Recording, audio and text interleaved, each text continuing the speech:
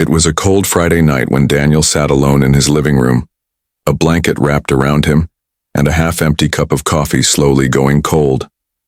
Outside, the wind whispered against the windows, and the sky had turned a dark, stormy gray. He didn't expect anything strange to happen. It was just another quiet night until he heard it. A scratching sound came from below. At first, he ignored it. Maybe it was the pipes, maybe a mouse. But the sound didn't stop. It wasn't just scratching, it was slow, steady, and deep. Almost like someone running their nails across wood, back and forth. Daniel muted the TV and listened again. The sound was still there. He lived alone. No one else had keys to the house. His heart beat faster as he stood and walked toward the basement door. It stood at the end of a narrow hallway, half hidden behind a hanging coat. The scratching stopped as he reached for the doorknob. Silence. He paused, hand shaking a little, and opened the door slowly. The basement was dark and cold, even colder than upstairs. He flicked on the light, but only the top bulb turned on. The rest of the room stayed buried in shadows. The scratching started again, louder this time. It wasn't coming from the far wall, it was coming from the floor. Daniel slowly walked down the stairs. Each step creaked under his weight. The sound grew clearer. It was right beneath him now. He moved a few old boxes aside and found something strange. A square shape in the cement floor, like an outline of a door. A trapdoor.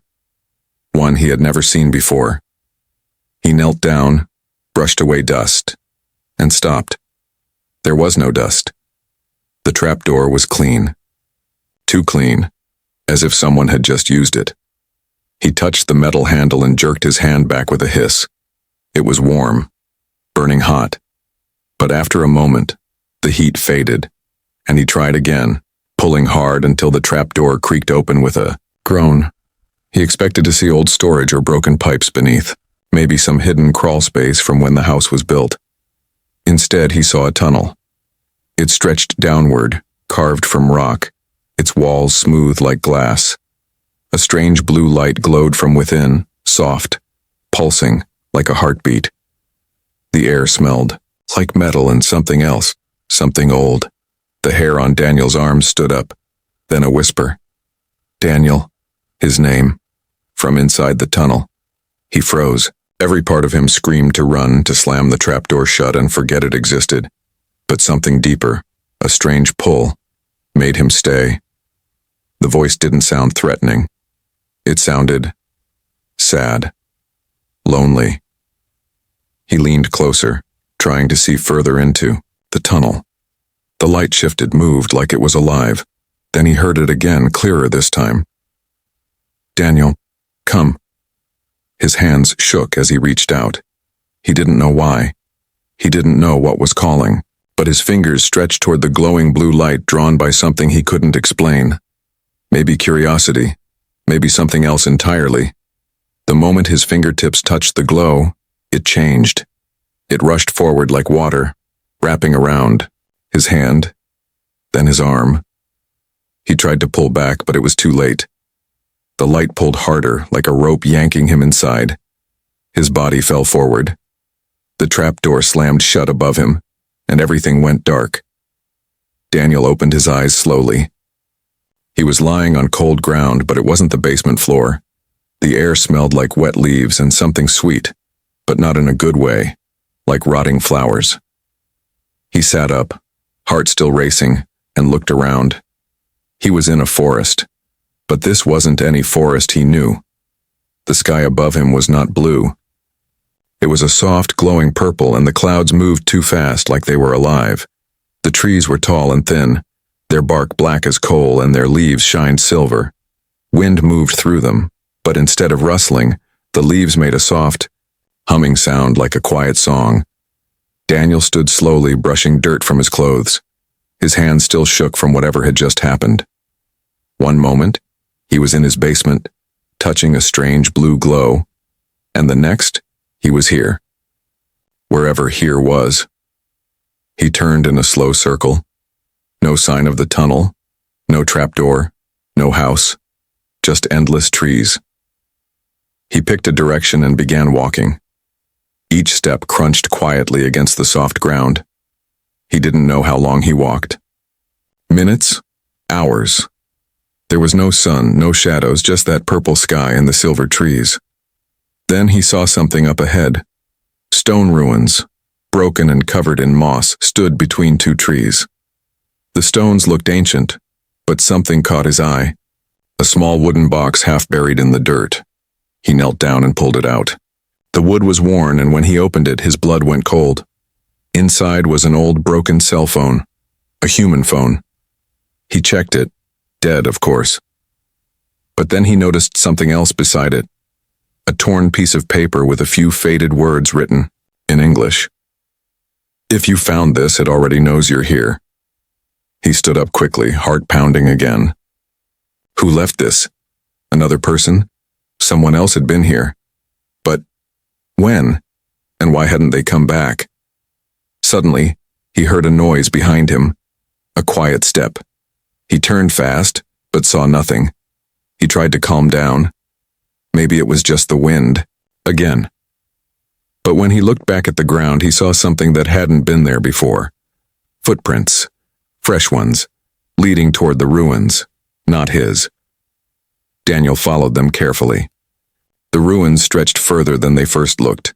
Half walls, broken pillars, and more strange stone carvings. On one wall, he saw writing scratched deep into the stone. English again. "It watches when you don't. Don't turn around too." Slowly. What did that mean? He took out his phone by instinct, no signal of course, but used its flashlight. The light helped, but the ruins felt darker than before, as if the sky itself was dimming. Then he heard it again. A voice. Not a whisper this time. A laugh. It was soft and wrong, like it didn't understand how to laugh properly. Daniel turned the light slowly toward the trees and saw something standing far away. At first it looked like a person, but it had no face, just a smooth, pale head. It stood still, perfectly still, like a statue. Then it raised one arm and pointed at him. Daniel stumbled back, dropping the flashlight. It rolled to the ground, casting shadows across the stone walls. He grabbed it and looked up. The figure was gone. Breathing hard, he backed away, deeper into the ruins. That's when he saw the second box. This one was open already. Inside was something that made his blood run cold. A photo of him, sleeping, in his own bed. The date on the back was last night. He dropped the photo and ran. He didn't know where. He didn't care. His legs moved faster than his brain. Branches slapped his arms and face, but he didn't stop. Finally, he reached a small hill and dropped behind a fallen tree, gasping for air. His chest burned. His heart pounded so loud he thought it might give him away. But there was only silence. For now. He looked around. No sign of the thing. No footsteps. Just that soft hum from the trees. He slowly pulled himself up, shaking. He had to find a way back. The portal. The door. Something. But when he looked toward the forest again, he saw something new. A mirror. Standing alone. Tall, cracked, and old, but still shining. And in its reflection, he didn't see just himself. He saw the faceless figure standing behind him. Smiling. He turned around, but there was nothing there. When he looked back at the mirror, the figure was gone. And so was his reflection. Daniel didn't sleep that night. He stayed close to the fallen tree, staring out at the strange forest. The humming of the silver leaves never stopped. The sky above him stayed the same dull purple. No sunrise, no nightfall, just an endless, silent glow. Hours passed, or maybe minutes. Time didn't feel real here. He kept thinking about the mirror, about what he saw behind him, that faceless thing, and the photo, the one of him sleeping. Someone had been in his room.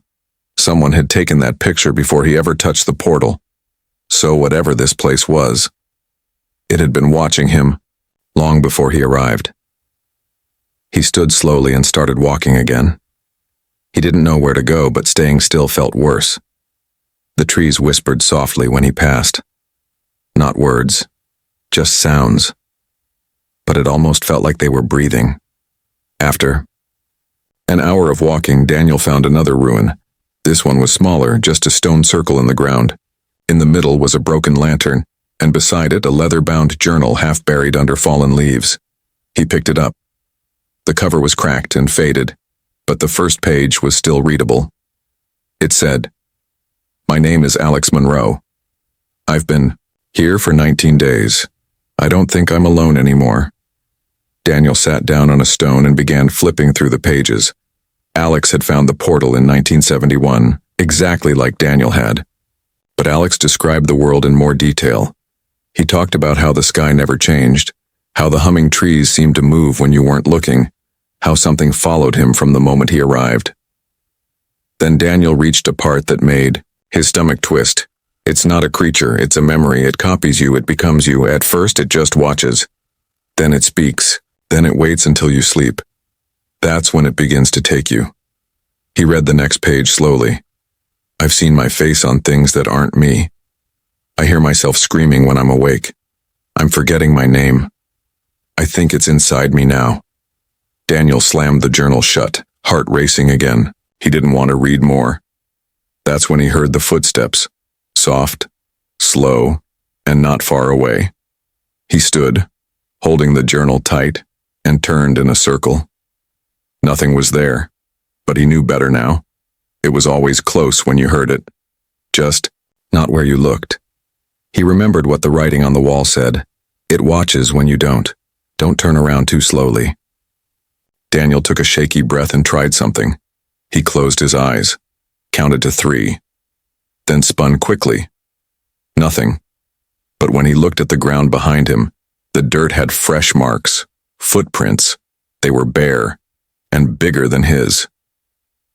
Daniel ran again, through the trees, past more ruins. He didn't care if he made noise now. The thing already knew he was here. It had been waiting, watching, maybe even following him from the moment he first heard scratching in the basement. After what felt like hours, he came to an open field, a strange break in the forest.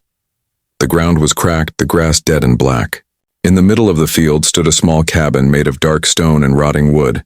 He approached it slowly. The door creaked open on its own.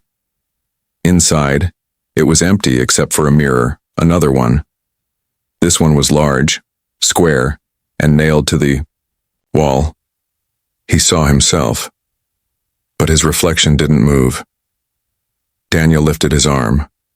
The reflection didn't follow. It just smiled. Then it whispered in his own voice, "You should have stayed home." Daniel stumbled back, nearly falling over a broken chair behind him. When he looked again, the mirror was empty. His reflection was gone completely. Just an empty room stared back at him. Suddenly the door slammed shut. The cabin grew cold. The humming outside stopped. Everything went silent. Then he heard breathing, not his, from above. He looked up and saw it. The thing was on the ceiling, crawling slowly toward him like a spider. It had his face now, but it was wrong, twisted. The eyes, too wide, the mouth too thin, the smile too deep. Daniel ran for the door and threw it open. He didn't look back. He didn't want to see what it was doing now. As he reached the trees again, the journal slipped from his hand. Pages blew into the wind. One caught on a branch beside him. A final message was scribbled there in red ink. "If you're reading this, it's already inside you." Daniel stopped. His hands were shaking, not from fear, from something worse. They weren't his hands anymore. They were smiling. Daniel ran until his legs gave out. His chest burned, his throat dry. But he didn't stop until he collapsed near a shallow stream in the middle of the glowing forest. He fell to his knees, splashing cold water on his face.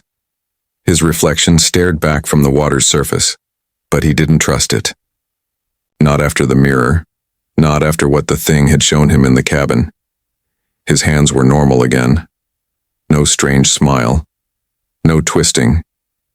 But deep inside, something still felt off. He tried to calm down, breathing slow, but the memory of the creature crawling across the ceiling haunted him. It had worn his face, it had spoken in his voice. And worst of all, it had smiled at him like it knew him better than he knew himself. He had to find a way out. He had to find the portal again. Daniel stood, dripping water from his face, and turned to follow the stream. Maybe it would lead somewhere. Maybe it had once led someone else home. Hours passed, or maybe just minutes. He walked through more strange ruins, strange trees, and past more signs that others had been here. Carved names on stones, scratches on trees, burned out campfires that hadn't gone cold yet. He wasn't the first, but maybe he was the last. Then he saw something strange ahead, a cabin, another one. But this one looked new, almost too perfect. Its windows glowed with warm yellow light. Smoke curled gently from a stone chimney.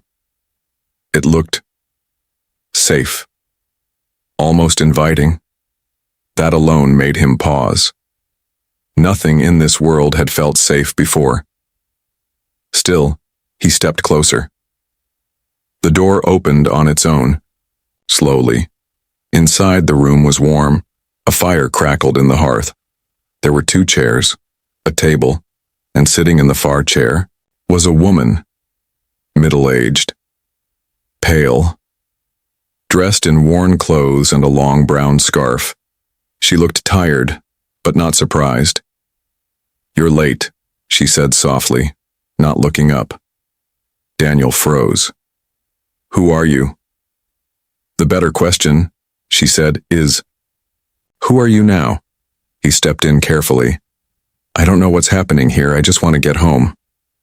"Of course you do," she said, standing slowly. "Everyone does. That's how it lures you in." "What is it?" Daniel asked, voice shaking. The woman looked at him for the first time, and her eyes were dark with fear. "The hollow, that's what we call it. A shape with no face. It wears yours instead. And the more you fear it, the more it becomes you." Daniel backed away. "It tried it, looked like me, spoke like me." She nodded. "Then it's already started." "Started what?" "The replacement." Daniel shook his head. No, I'm still me." "Are you?" she asked quietly. "Have you checked? Your memories, your voice, the way your fingers move?" He stared at his hands again. They still looked like his, but now he wasn't sure. She walked over to a small wooden box near the wall. This was left by one of the others before he vanished. He claimed it slows the hollow down, confuses it. She handed him a small metal pendant, shaped like a spiral. Daniel took it.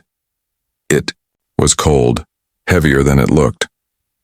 "Wear it," she said. "If it gets too close, it'll vibrate. It can't stand the spiral." He put it around his neck. "What do I do if it starts again?" "Don't listen to its voice, don't look into mirrors, and if you see yourself again, run, that's not you." He nodded slowly. The woman walked to the fire. "There's one last thing," she said. "The portal doesn't open on its own. It opens when you remember something real, something pure from your world. That's the only thing it can't copy." Daniel's mind raced. A memory. Before he could speak, the fire went out. Just like that. Darkness swallowed the room. The woman turned to him, face pale. "It's here." The door creaked. The floor groaned. Daniel felt the pendant grow warm, then hot. Something was inside with them. The woman pulled out a knife. "Stay behind me." But before she could move, her body froze. Her face changed. Her mouth stretched into a horrible smile, and her eyes rolled back into black. Daniel screamed and ran out of the cabin. He didn't look back. He sprinted through the forest again, heart pounding, pendant burning against his chest. Every tree looked the same. Every shadow seemed to move. He didn't know where he was going anymore, until he tripped over something in the ground. A metal door, the same trap door from his basement, just here, in the middle of the woods. It was half open, glowing faint blue again. Daniel crawled toward it. But just before he reached it, he heard his own voice behind him whisper, "Don't go. You don't belong out there anymore."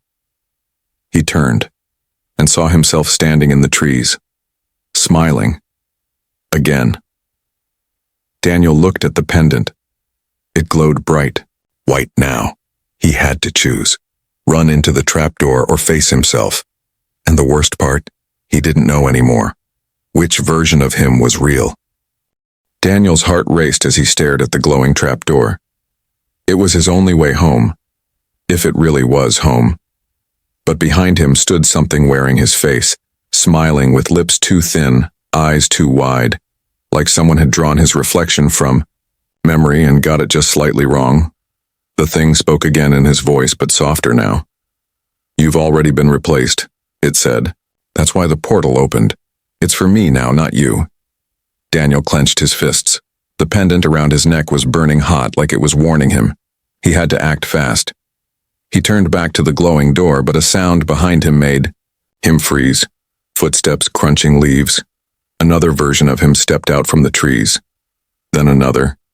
And another. All wearing his face, all smiling the same unnatural smile. They were surrounding him. Daniel stumbled backward until he stood over the trapdoor. He looked down. Blue light still shimmered from the tunnel below. A breeze came from it, carrying the scent of home. Cold, basement air, dust, concrete. But something was wrong. His own face appeared in the light, reflected on the tunnel walls, even though he hadn't moved. Then the reflection blinked, without him blinking. He wasn't sure anymore which version of reality was real. Suddenly, one of the copies stepped closer. Its voice was calm, almost gentle. "We can help you," it said. "This place confuses. The mind. You don't remember who you are anymore, do you?" Daniel didn't answer. The creature stepped closer. "You think you're still Daniel, but he left long ago. You're what's left. A hollow echo." "No," Daniel whispered. "You forgot your mother's voice. Forgot your first memory. Forgot the sound of rain on your old window." Daniel's eyes widened. He couldn't remember those things. Not clearly. The faceless versions were right. The hollow hadn't just been following him. It had been taking from him piece by piece. The spiral pendant pulsed against his chest. The pain grounded him, just enough. His fingers touched the chain. He remembered something, sudden and real. His dog, brown fur, always sitting at the bottom of the stairs waiting for him to come home from school. "Buster," Daniel said out loud. The creatures froze. The name echoed through the forest like a bell. Daniel shouted louder. His name was Buster. "He waited for me every day. He had a scar on his nose from chasing a squirrel into a bush. That's real." The pendant glowed white hot. The creatures hissed. Their smiles cracked. Their faces twisted, like masks melting. Daniel grabbed the edge of the trapdoor and jumped. The world shifted. Time snapped. He felt himself falling, spinning through cold air and blue light. Whispering voices screamed around him, angry and lost. Then silence. When he opened his eyes, he was on the cold floor of his basement. The trapdoor slammed shut behind him. Dust filled the air. The glow was gone. Daniel sat up slowly, heart pounding. He was home, or at least, it looked like home. He stood and ran up the basement steps. The door creaked open. The house was quiet, empty, just as he left it. But something felt wrong. He walked to the living room and saw a photo frame on the table. It was a picture of him and his parents. Only, his face wasn't his. Not quite. It was almost his. Same haircut. Same smile. But the eyes, they weren't right. He picked up the frame, hands shaking. Then he noticed the other pictures. On the walls, the fridge, his phone screen. All of them had that other version of him in them. Daniel ran to the bathroom and looked in the mirror. He stared. It was his face, but not exactly. His eyes were too dark, his skin too smooth. He opened his mouth to scream, and his reflection smiled first. That's when he knew. He hadn't escaped. The hollow hadn't followed him out. He was the hollow now. The forest hadn't let him go. It had replaced him. Daniel stood frozen in front of the bathroom mirror, staring at the thing wearing his face. It blinked when he didn't, smiled when he didn't, moved just a second too late, like it was catching up. He stepped back slowly. The reflection stayed still. Then it spoke. "Welcome home." Daniel's knees felt weak. He grabbed the sink for balance. The spiral pendant around his neck was now cold and dark, like whatever power it had was gone. Like it couldn't protect him here anymore. Because this wasn't home. Not really. It looked like his house. The couch was in the right spot. The pictures were on the wall. The air smelled like old books and his dad's cologne. But everything felt too perfect, too clean. Not a single thing was out of place. Daniel remembered his real home being messier, a scratch on the kitchen counter, a coffee stain on the rug, his broken lamp. This place had none of those. And the worst part? No sound, no ticking clock, no humming fridge, no cars outside, just silence. Daniel stepped out of the bathroom and moved through the house. Every step echoed like it was too loud. He opened a kitchen drawer. It was full of spoons, but all the same size, all exactly aligned, not one out of place. The phone on the wall rang suddenly. Daniel jumped. He stared at it for a moment, then picked it up slowly. A voice whispered, "You are not Daniel anymore." He slammed it down and ran to the front door. Locked. He pulled and twisted the handle, but it wouldn't. Hutch behind him, footsteps creaked from upstairs. He turned. No one was there. He heard his own voice call down, "It's time for you to go back. You're not supposed to be here." Daniel backed away. "I never wanted this. I just wanted to go home." "You did," said the voice, "but home didn't want you." Daniel ran to the basement door. If he could reopen the trap door, maybe, just maybe, he could undo this. He flew down the stairs, breath sharp in his throat. The trapdoor was still there, but it was different now. The glow was red. Dark red, like blood behind glass. He reached for it and heard breathing behind him. He spun around and saw himself again, not smiling, just staring. "I'm tired of hiding," the copy said. "This is my world now. You're the shadow." Daniel shook his head. "No, I'm real. You're just a thing pretending." "Am I?" it said softly, stepping closer. "Then why do you feel more like me every day? Why do your memories fade? Why is your heart quieter?" Daniel's hand trembled, because it was true. He was forgetting. His mom's face. His favorite song. Even how old he was. The creature circled him slowly. "We share one soul now, but only one can stay. So choose, Daniel." Daniel stared at the pendant, still cold, still useless. "Unless..." He ripped it from his neck and pointed it at the creature. "Then take it," Daniel said. The copy stepped forward and grabbed it. The spiral glowed bright white again, too bright. The creature screamed, its skin cracked. Smoke poured from its eyes. It staggered backward, howling in Daniel's voice. But warped, broken. Daniel didn't wait. He slammed the trapdoor open and jumped.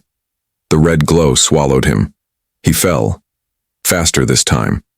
Like the world was angry, he crashed into dirt. Not his basement, not the forest, but a graveyard. The sky, above him, was black. Not dark, black like ink. Rows of broken stones surrounded him. Some had names. Most didn't. But the few he could read all said the same word at the bottom. Replaced. He stood slowly. In the center of the graveyard stood a tall mirror. It was cracked down the middle.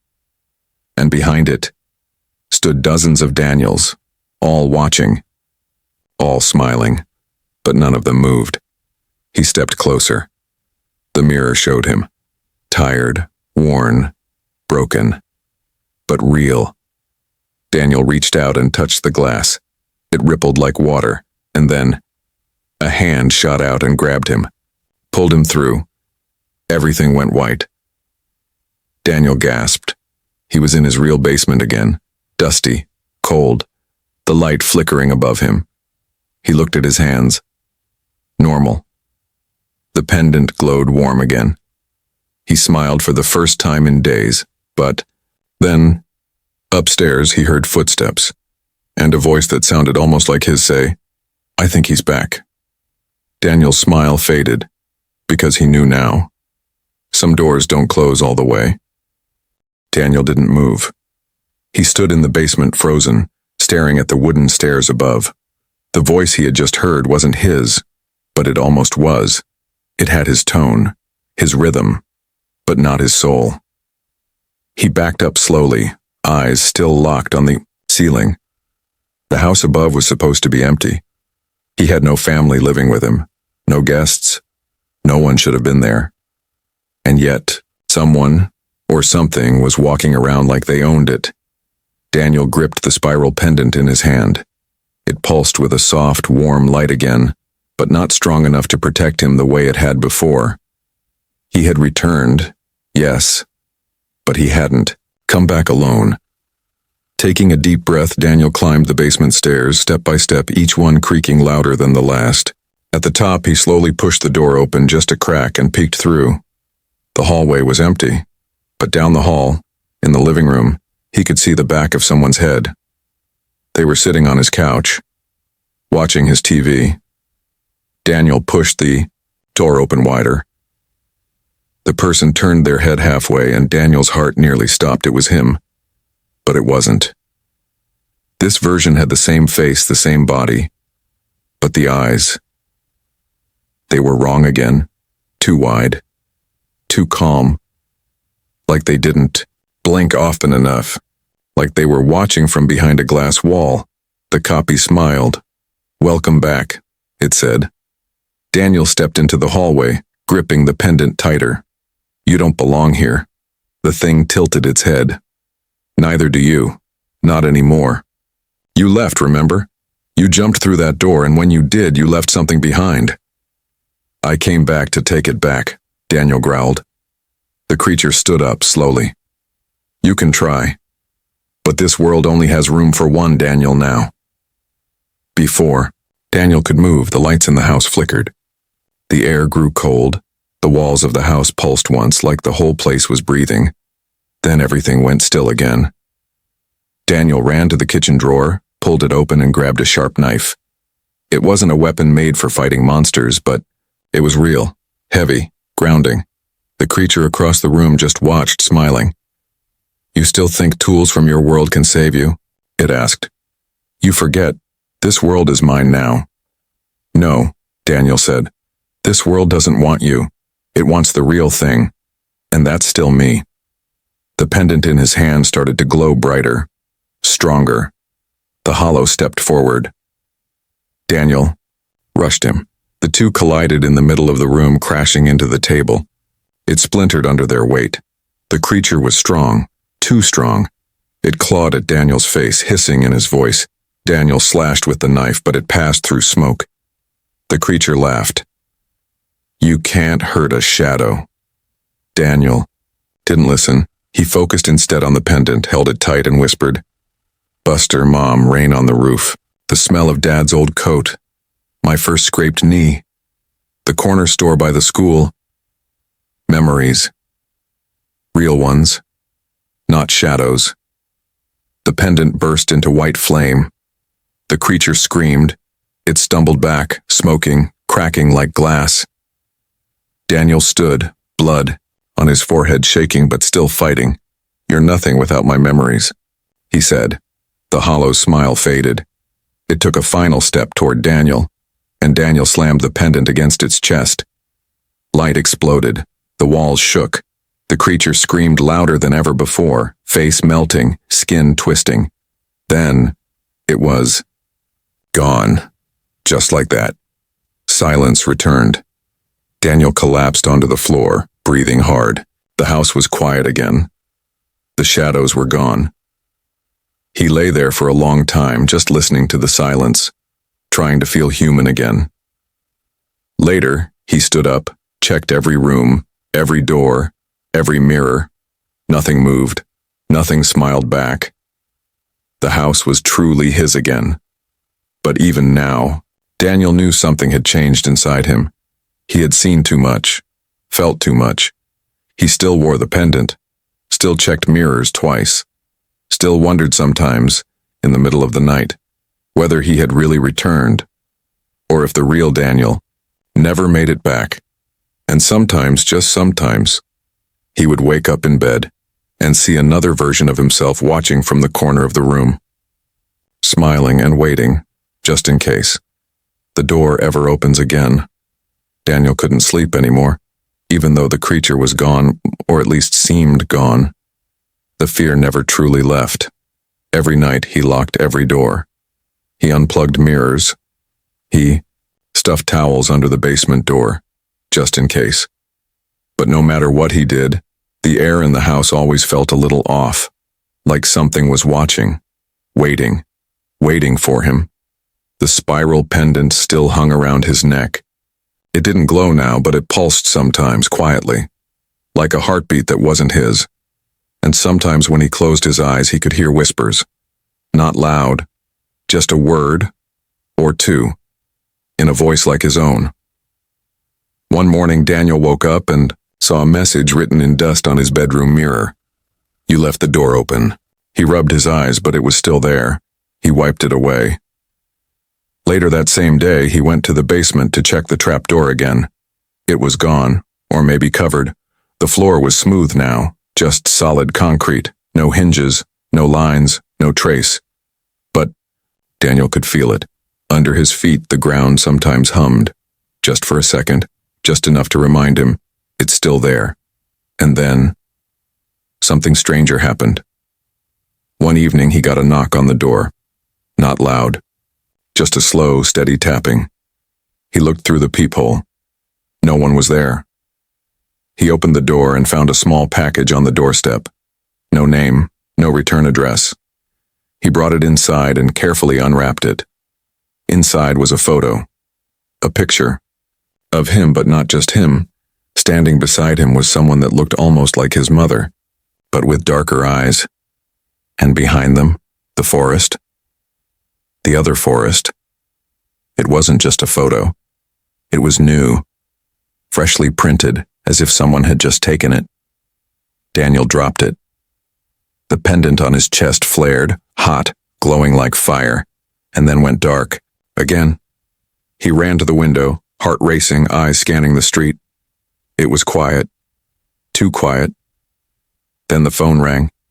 He walked toward it slowly and picked it up. A whisper said, "You never left. You only think you did." Daniel dropped the phone. He ran to the bathroom, flipped on the light, and stared into the mirror. This time, his reflection didn't move at all, just stared.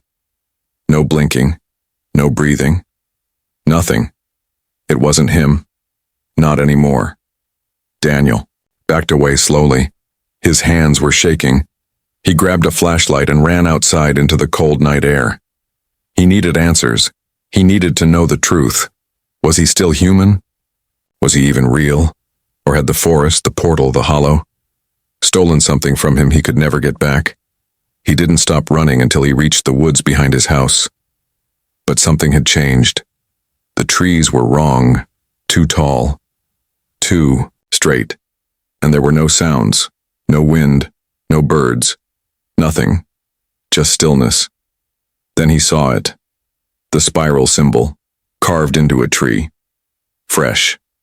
He stepped closer. The tree split open, just like a door. Behind it was that blue tunnel, the same one from before. Only, this time, it didn't whisper his name, it whispered, "Welcome back."